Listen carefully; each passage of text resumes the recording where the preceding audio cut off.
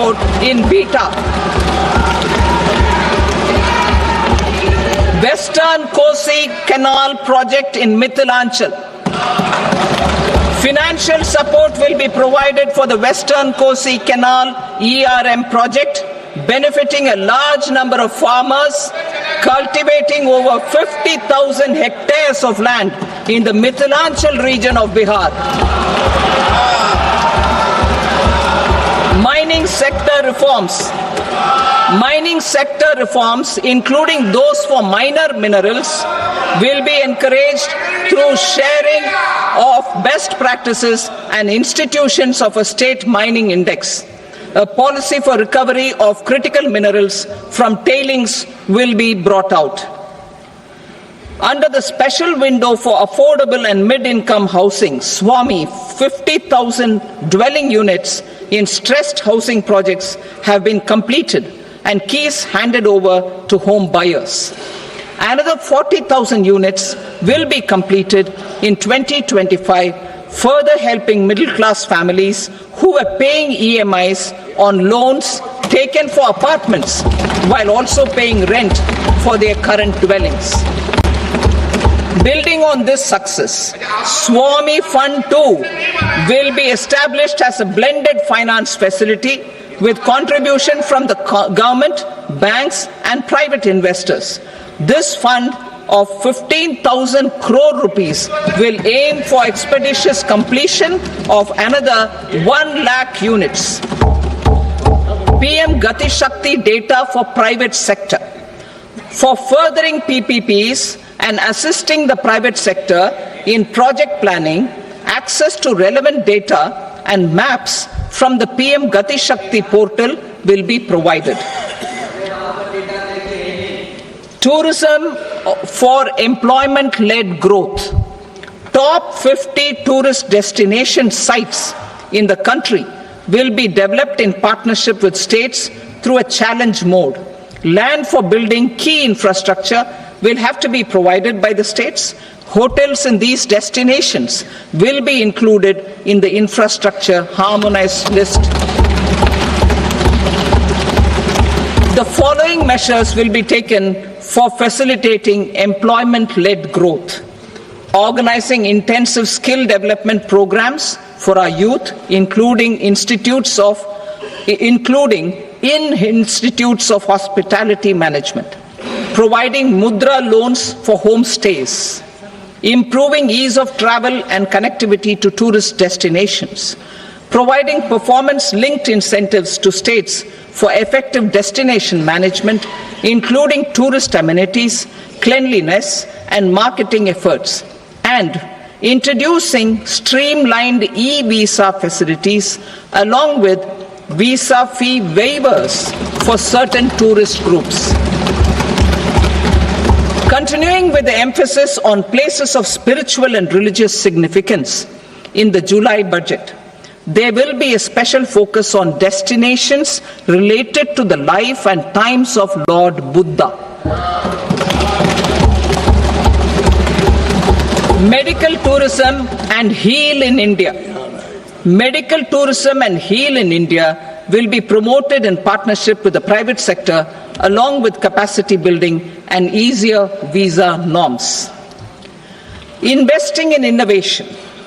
To implement private sector-driven research, development and innovation initiatives announced in the July budget, I am now allocating 20,000 crore rupees for this purpose.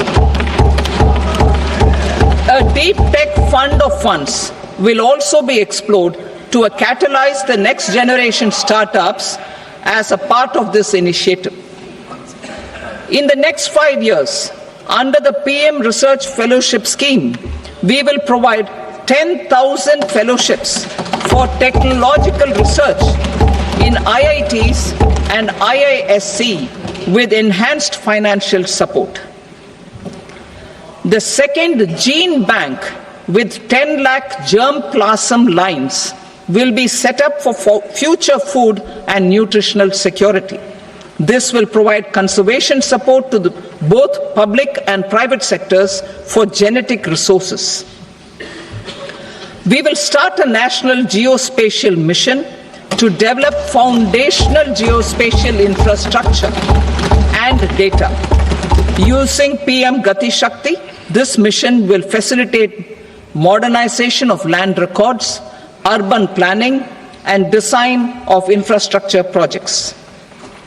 A Gyan Bharatam mission for survey, documentation, and conservation of our manuscript heritage with academic institutions, museums, libraries, and private collectors will be undertaken to cover more than 1 crore manuscripts. We will set up a national digital repository of Indian knowledge systems for knowledge sharing. Now I move to exports as the fourth engine. We will set up an export promotion mission with sectoral and ministerial targets driven jointly by the Ministries of Commerce, MSME, and Finance. It will facilitate easy access to export credit, cross-border factoring support, support to MSMEs to tackle non-tariff measures in overseas markets. A digital public infrastructure, Bharat Trade Net, for international trade will be set up as a unified platform for trade documentation and financing solutions. This will complement the Unified Logistics Interface platform. The BTN will be aligned with international practices. Support will be provided to develop domestic manufacturing capacities for our economy's integration with global supply chains. Sectors will be identified based on objective criteria. Facilitation groups with participation of senior officers and industry representatives will be formed for select products and supply chains. Through this, there are huge opportunities related to Industry 4.0, which needs high skills and talent. Our youth have both. Our government will support the domestic electronic equipment industry to leverage this opportunity for the benefit of our youth.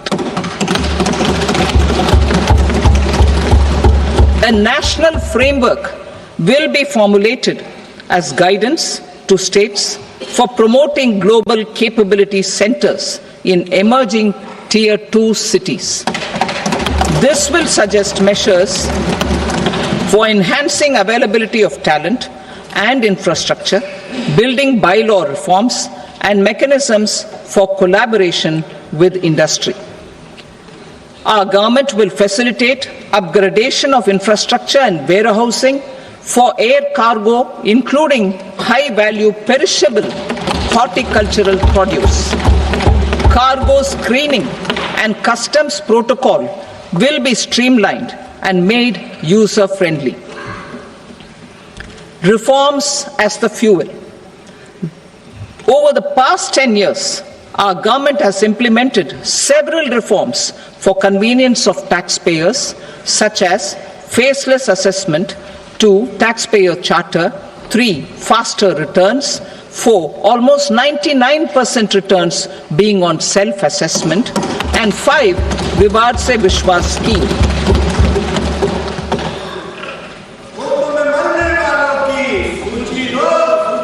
Continuing these efforts, I reaffirm the commitment of the tax department to trust first, scrutinize later.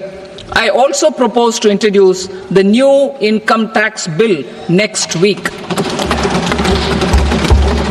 I will detail the indirect tax reforms and changes in direct taxes in Part B. Financial sector reforms.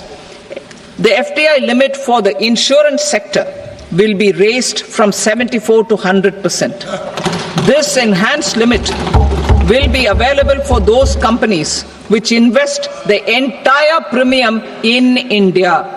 The current guardrails and conditionalities associated with foreign investment will be reviewed and simplified. The services of India Post Payment Bank will be deepened and expanded in rural areas. NABFID will set up a partial credit enhancement facility for corporate bonds for infrastructure.